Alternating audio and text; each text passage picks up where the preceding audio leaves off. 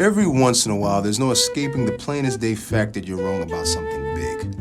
All you can do is grit your teeth and admit it. Just go ahead and admit it, and grin and bear it, while whoever wants to jumps up and dances a jig and takes his sweet, sarcastic, sadistic time, rendering unto you his I told you so's. Such a time is upon this writer. A little sick to my stomach and feeling my teeth gritted till they want to pop from my jaw, I've gotta come clean and fess up. John Byrne was right. Even a broken clock is right twice a day, and John Byrne was right about something.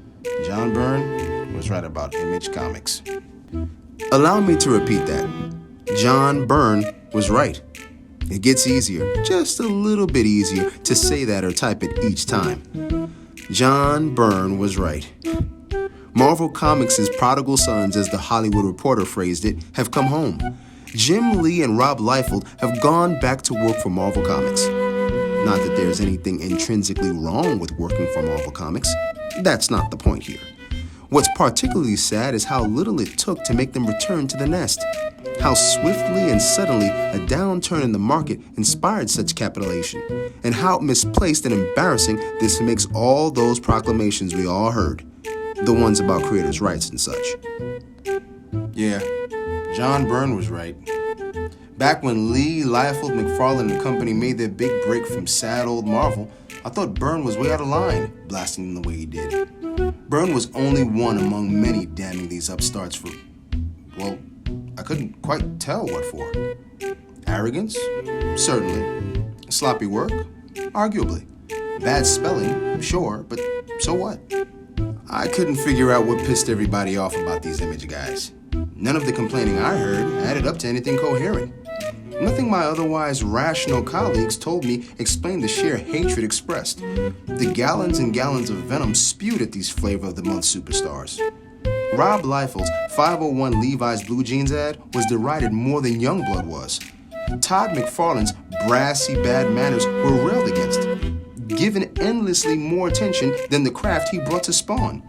And constantly, furiously, I'd hear people who I knew were more capable of civilized conversation complain like a pack of Soviets about how much money the Image Boys made, as if making money is, in and of itself, proof of villainy. All that talk, all those crabby words, it all stunk to high heaven, at least to these nostrils. It stunk of envy. It sounded like a bunch of aging prom queens who couldn't stand it, seeing new, pretty young faces getting all the attention. Insults to their work and the character of the artists themselves flew all over the place. Ugliest was the bad joke that became the standard of Image bashers. They want to be Marvel in the worst way, it went. Its punchline, obvious. Little did I know how precise a critique of Image Comics that would turn out to be. Back before I realized that John Byrne was right, I sounded off in defense of Image in a speech delivered June 12, 1994. But still, the old fearful mindset persists, and never has it been more shamelessly displayed than in the resentment and hatred that's been aimed at Image Comics.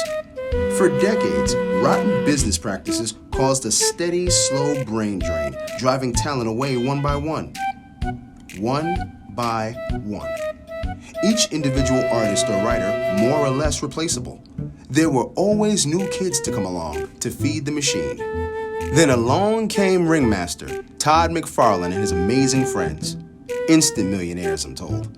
Their popularity at a fever pitch. They had it made. They had money. They had fame. They had no reason to leave.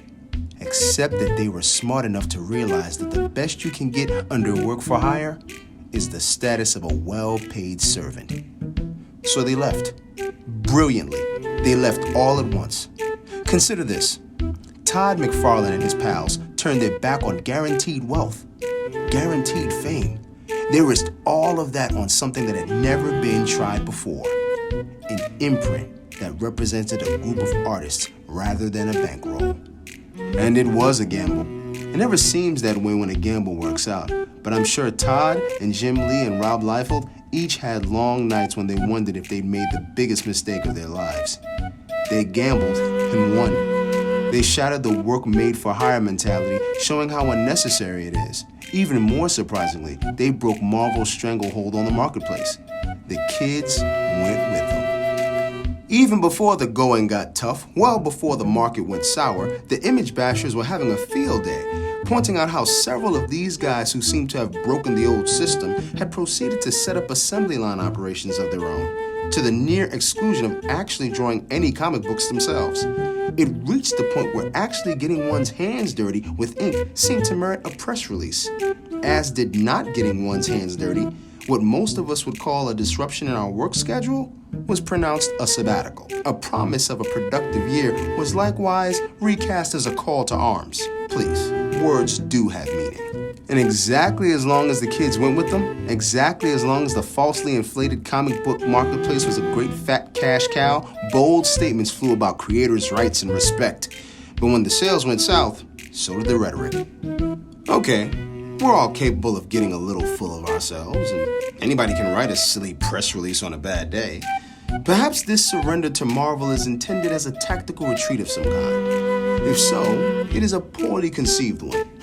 Instead of grabbing a passing piece of driftwood to stay afloat, they've clambered to the deck of the Titanic. What's most disheartening about this turn of events is the sense of lost promise, lost opportunity. If these guys had simply written and drawn their own comics, if they hadn't tried so hard to become Marvel in the worst way, as that oh-so-prophetic industry joke went, they'd have no reason to report to Bob Harris. They would have flourished, bringing meaningful, long-term profits to our ailing industry, with new creations and maybe even new directions for our art form. As yet they might. These are young men. But in the meantime, let's have no more fiery talk about creators' rights. That fight was paid for in real professional and financial terms by Neil Adams and those of us who took his lead. And it was largely won before any of them showed up. They went off on their own to show what they could do, and they have succeeded fantastically, said Stan Lee in Marvel's jubilant press release, announcing Jim Lee and Rob Liefeld's return to Marvel Comics. But they and we have seen the light. Indeed they have. But it's an old, nearly burned out light, sputtering and blinking, an old lamp of no use to anybody, a rusty old piece of equipment that those of us with younger spirits and higher aspirations need no longer follow.